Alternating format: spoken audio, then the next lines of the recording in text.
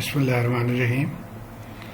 इस वीडियो में हम matrix 2x2 matrix complex matrix को सॉल्व करना सीखेंगे और उसके साथ ही किस तरह से करंट या वोल्टेज मालूम करते हैं वो देखेंगे। तो ये हमारे पास इक्वेशन है, ये हमारा z पैरामीटर है, उसके बाद I है और उसके बाद ये वोल्टेज पैरामीटर है। तो इसको हमने इस मैट्रिक्स को सॉल्व करना है पहले टू फाइंड डेल्टा। तो सबसे पहले हम ये करते हैं कि इनको नाम दे देते हैं।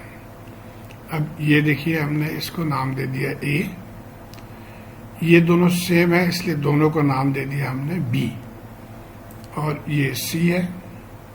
इसी तरह जो वोल्टेजेस हैं उनको नाम दे दिया E और F। तो अब डेल्टा क्या है, ये पोर्शन डेल्टा है, तो ये डेल्टा को हमने अलग से लिख लिया। और अगर हम ए बी के टर्म्स में देखें तो ये आपको पता है कि ये क्रॉस मल्टीप्लाई करते हैं, तो ये ए और सी हम मल्टीप्लाई कर देंगे, तो ए सी माइनस इन दोनों को मल्टीप्लाई करेंगे तो माइनस बी बी, ये हो गया डेल्टा। और यहाँ चूंकि हमने करंट मालूम करना है डेल्टा टू I2, तो इसलिए हमें डेल्टा 2 मालूम करना है। अब ये आपको याद होगा कि डेल्टा 1 मालूम करने के लिए हम फर्स्ट रो को रिप्लेस करते हैं और डेल्टा 2 मालूम करने के फर्स्ट कॉलम को रिप्लेस करते हैं और डेल्टा 2 मालूम करने के लिए सेकंड कॉलम को रिप्लेस करते हैं विद वोल्टेज। तो यहाँ पे हमने ये सेकंड कॉलम को रिप्लेस कर दिए जो वोल्टेज टर्म्स है उससे। अब फिर उसी तरह हम क्रॉस मल्टीप्लाई करेंगे, यानी A F minus B E. तो ये आ गया हमारे पास डेल्टा 2 और डेल्टा। और ये इक्वेशन भी आपको पता होगा कि करंट I2 के लिए भी डेल्टा 2 ओवर डेल्टा, तो डेल्टा 2 यहाँ से हमने लिख लिया, ए एफ बी ई वो लिख लिया, और डेल्टा 1 ए सी माइनस बी बी ये लिख लिया। तो यहाँ तक करने के बाद अब आप आ जाएंगे कैलकुलेटर पे अपने। ये आंसर सिर्फ वेरीफाई करने के लिए बाद में हम देखेंगे इसको।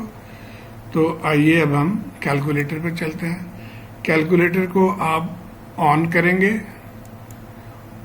ऑन करने के बाद आपने देखना है कि कॉम्प्लेक्स मोड में है या नहीं। अगर कॉम्प्लेक्स मोड में नहीं है तो इसके लिए आप ये मोड बटन को प्रेस करेंगे। मोड को हमने प्रेस किया, ये देखिए 2 है कॉम्प्लेक्स के लिए, तो यहाँ से हम 2 सिलेक्ट कर लेंगे। अब ये कॉम्प्लेक्स मोड में आ गया और ये रेडी है डाटा इनपुट करने के लिए। अब 2 तरीके हैं, मैं दोनों ही तरीके आपको समझाऊंगा। एक तरीका ये है कि पहले हम इस इक्वेशन को इनपुट कर लेते हैं। तो इक्वेशन आप देखिए ये फ्रैक्शन फॉर्म में है, तो हम यहाँ से फ्रैक्शन बटन इसको सिलेक्ट करेंगे। ये सिलेक्ट कर लिया। अब ये ऊपर न्यूमिनेटर पे मांग रहा है कि क्या है, तो वो हम लिखेंगे A F minus B E. अब ये हमारे पास देखिए ये नंबर्स हैं A B C D E F X Y M. ये 9 वेरिएबल्स हमारे पास अवेलेबल हैं, इनमें से हमने कुछ को यूज कर लिया है। तो अब हमने यहीं से एंटर करना है, और ये देखिए रेड कलर में है, इसका मतलब अल्फा को प्रेस करके तो फिर इनको सिलेक्ट करेंगे। तो अब ए एफ जैसे हमें चाहिए, तो पहले ए ले लेते हैं, अल्फा प्रेस किया और उसके बाद इसको प्रेस किया तो ए आ गया। उसके बाद एफ चाहिए, फिर हम अल्फा प्रेस करेंगे और उसके बाद 10 वाले को दबा देंगे तो एफ आ गया, माइनस साइन, और फिर रेड बटन अल्फा को हमने प्रेस किया और बी, तो ये बी आ गया, और उसके बाद ई, फिर अल्फा प्रेस किया और ई आ गया। तो ये न्यूमिनेटर में देखिए ए एफ बी ई आ गया। अब हमने डिनोमिनेटर पे जाना है, इस बटन से हम जाएंगे डिनोमिनेटर की तरफ। डिनोमिनेटर में ए सी माइनस बी बी, फिर उसी तरह से हमने ए सी माइनस बी बी। तो ये हमारे पैरामीटर्स एंटर हो गए। अब हमने ये कैलकुलेट या सॉल्व वाले बटन को दबाना है, कैलकुलेट को दबाना है, तो ये हमने इसको प्रेस कर दिया। तो अब ये पूछ रहा है कि ए की वैल्यू क्या है। अब ये पहले का इसमें है, मैंने पहले इसको यूज किया तो इसलिए आप इसको इग्नोर कर दें। आपने इसको देखना है कि ए की वैल्यू भी आपने इनपुट करना है। यहाँ से ए जो है वो 19 माइनस J8 है। तो आइए हम यहाँ से 19 पुट कर देते हैं। Minus J8। तो 8 और J या I के लिए हम ये इंजीनियरिंग बटन प्रेस करते हैं। तो इंजीनियरिंग को हमने प्रेस किया तो 19 8I ये हो गया A के बराबर। अब हम यहाँ से ये हमने एंटर कर दिया। अब हम जाते हैं इसको इक्वल कर देते हैं, ये इसी करना है। अब वो आगे पूछ रहा है F क्या है, यहाँ से F देखिए J32 या 32I। तो ये 32 और ये यहाँ से इंजीनियरिंग दबाएंगे तो I32I हो गया। इसको भी हमने इक्वल कर दिया। अब पूछ रहा है B क्या है, B -9 और सॉरी हाँ -9 -J3। तो इसको अब हम एंटर कर देते हैं, माइनस ब्रैकेट 9 माइनस J3 यानी 3I ब्रैकेट क्लोज। तो ये एंटर हो गया। अब E क्या है, E देखिए 20 माइनस J32। तो ये 20 माइनस 32I इक्वल। C क्या है, C देखिए 13 माइनस J है तो 13 माइनस J या I हमने कर दिया यहाँ पे। तो ये आ गया।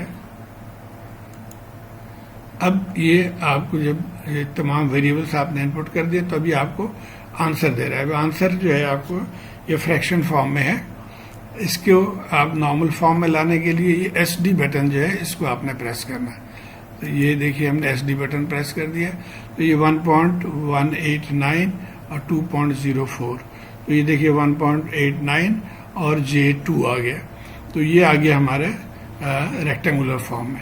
अगर आप इसी को पोलर फॉर्म में देखना चाह रहे हैं इस आंसर को, तो उसके लिए हमने ये कॉम्प्लेक्स बटन को यूज करना है। और कॉम्प्लेक्स के लिए हमें ये शिफ्ट प्रेस करना होगा, पहले शिफ्ट कॉम्प्लेक्स। अब यहाँ पे ये ऑप्शन मांग रहा है कि आपको क्या चाहिए। हमने ये पोलर में जाना है यानी R थीटा के फॉर्म में, तो मैं 3 प्रेस कर दूंगा यहाँ पे और फिर अब इक्वल साइन प्रेस करेंगे। तो ये 2.36 और ये एंगल 59 समथिंग है। ये इसको या तो यहाँ से इस बटन को हम प्रेस करें पूरा देखने के लिए, या यहाँ पे दोबारा हम SD को प्रेस कर देंगे तो ये देखिए इन लाइन आ गया यानी 2.36 और एंगल 59.85। तो ये एक तरीका हो गया इसको इनपुट करने का और आंसर निकालने का। एक और तरीका भी है और वो है कि आप ये स्टोर बटन को यूज करते हैं लेकिन इसके लिए ये हमें बार बार शिफ्ट और स्टोर करके करना पड़ेगा इसको। तो इसको भी हम देख लेते हैं। यही चीजें हैं, उसमें सिर्फ ये होता है कि आप ये इसको इनपुट नहीं करते। ये जो फॉर्मूला है इसको पहले इनपुट नहीं करते, वो बाद में आप उसको इनपुट करते हैं। और फिर ये शिफ्ट स्टोर दबा के आप A लिखेंगे, शिफ्ट फिर वैल्यू एंटर करेंगे। एक मैं सिर्फ आपको दिखा देता हूँ कि फर्ज करें हमने A की वैल्यू पुट करना है तो शिफ्ट स्टोर, इसको मैं क्लियर कर लेता हूँ। सॉरी हाँ, इसके लिए आपको पहले वैल्यू एंटर करेंगे और फिर उसको स्टोर करेंगे। जैसे मैं ये कह रहा हूँ कि 19 माइनस 8I, ये हमने पहले A के लिए लिख दिया। अब इसको स्टोर करना है तो हम लिखेंगे शिफ्ट और ये रिकॉल या स्टोर को प्रेस करेंगे। अब वो पूछ रहा है कि जी क्या चीज है। अब इसके लिए फिर ये अभी रेड वाले को दबाने की जरूरत नहीं, आप सिर्फ इस बटन को दबा देंगे तो ये A आ गया यानी A को इसने 19.81 के तौर पे स्टोर कर लिया। तो इसी तरह से आप बाकी वैल्यूज को भी स्टोर करेंगे और उसके बाद एंड पे आप ये इक्वेशन देंगे यहाँ पे आके और इस इक्वेशन को लिखेंगे और तो वो आंसर दे देगा। तो उम्मीद है आपको ये समझ आ गई होगी कि किस तरह से इसको सॉल्व किया जाता है with the help of calculator. ये वर्चुअल कैलकुलेटर है, आपके अपना कैलकुलेटर में एग्जैक्टली यही प्रोसीजर फॉलो होगा।